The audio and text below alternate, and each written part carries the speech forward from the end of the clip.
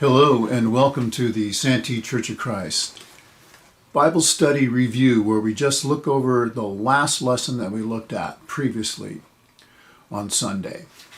We also have a Bible study on Wednesday nights, and we're in 2 Peter in that class. This class is Deuteronomy, and we covered chapter 25 and part of chapter 26. Now, if you want to know what the book of Deuteronomy is about, you can find that on our YouTube and Facebook sites.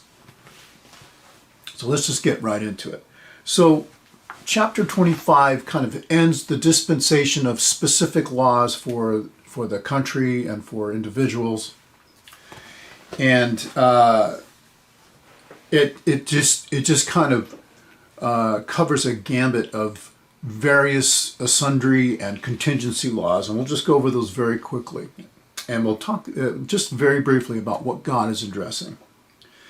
So if there's a contention between men and they go to court, and somebody is found to be guilty and they need to be punished, he can be given 40 stripes, but no more. And you're there not to exceed those the punishment than those 40 stripes. And the intent of that law is that you don't overdo the punishment for the crime. It needs to be just, and God is addressing justice in this. And to a certain extent, mercy as well. God is always addressing the mob mentality. He doesn't want people going crazy when they get angry at somebody over something, and when justice is served, you just do what's necessary and don't go overboard. Don't muzzle an ox while he's treading out your grain. This is just a compassionate thing that God has towards the animals of the people.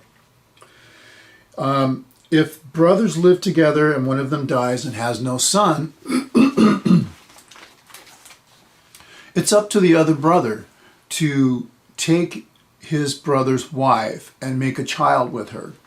Now we might think that seems kind of weird, but we have to remember that God is giving specific families property, and the property remains within that name. And when a husband makes a name for that land, it's up to the firstborn son to carry that on. And if they have no children, if the husband has no children with his wife, how will that happen? So God is ensuring that that land stays in his name and that his name is perpetuated. It's a law of compassion and justice. Now, if the brother says, no, I'm not going to do this. In other words, I'm going to protect my own inheritance, and I don't want anybody. I don't want to mix it all up. And we see that in the story of Ruth. Then there's basically this execution of law of honor, where they come before the elders and everybody, and they perform a ceremony where the man is dishonored publicly. And his name of his house is the man who would not help his brother, basically. So we see God trying to make sure that a brother would do the right thing in this case. He's addressing more compassion, more justice, and he's addressing the culture of honor. And then there's this other law where when men fight, if a wife intercedes and damages one of the men while defending her husband, where he can't have children, then that woman's hand is to be cut off. It's basically the eye for an eye and a tooth for a tooth thing, where if she hits a man in a specific place and he can no longer have children. And I'm assuming some of this. It doesn't state that. I would read through that yourself to make sure. This is found in verses 11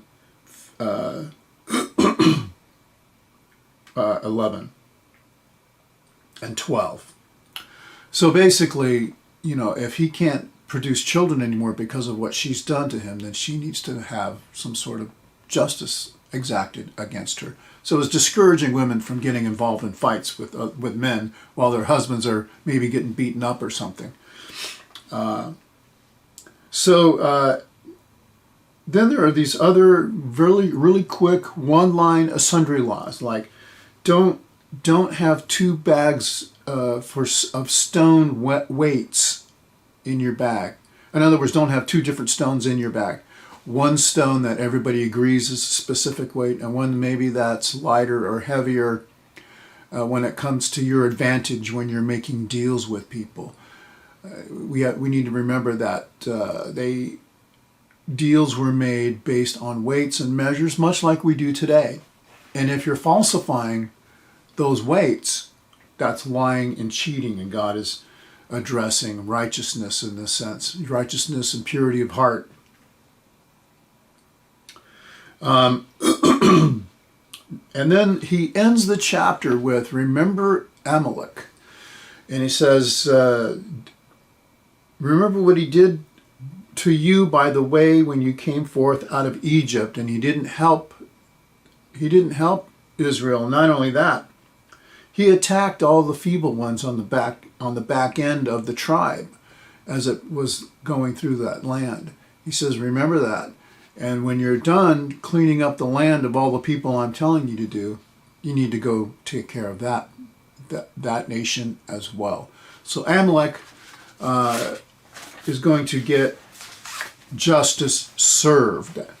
And this is something that God is telling them to do once they get into the land. That finishes out chapter 25.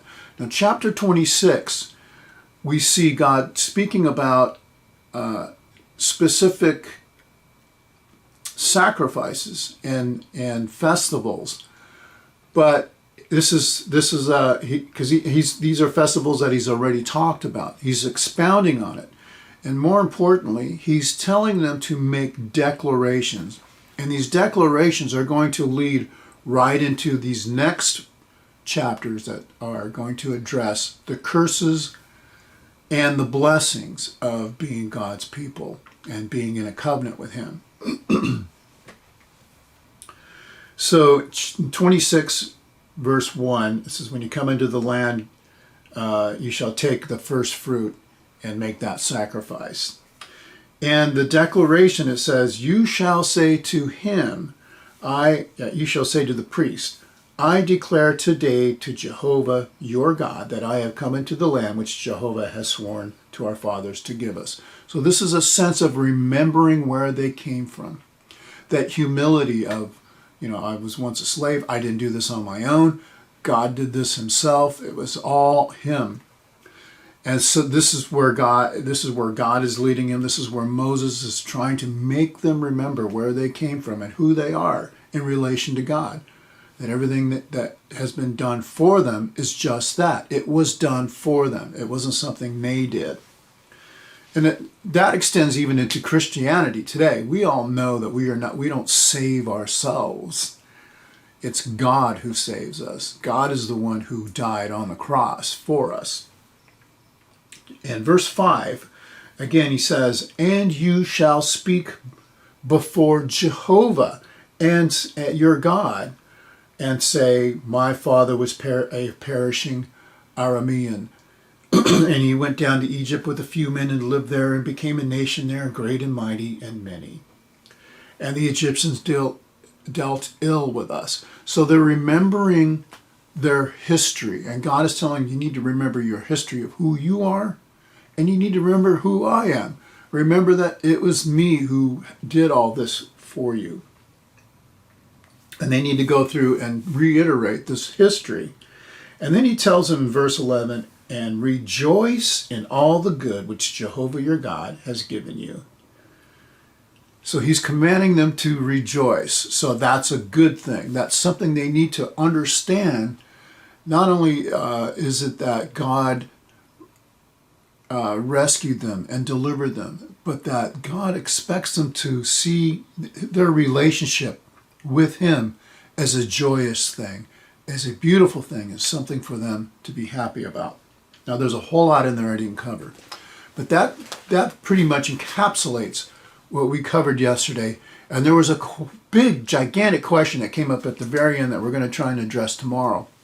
So we invite you to come for that, as well as the rest of what we're going to study. And that question is, does God still today do the kinds of things that he was doing for Israel during this day? Now, we talked about it a little bit. We had like 5 minutes, and such a deep question like that needs a little more exploration. It's really not studying this book specifically, but when these questions come up, we need to be able to answer them. As Christians, we need to be able to say, yes, God works today, or no, God doesn't work today, or maybe I'm not sure about it all, and here's why. We invite you to come. If you have any questions or concerns, you can email us and contact us through our Facebook, YouTube, or our main site at santychurchofchrist.org. Thank you for listening, and God bless you.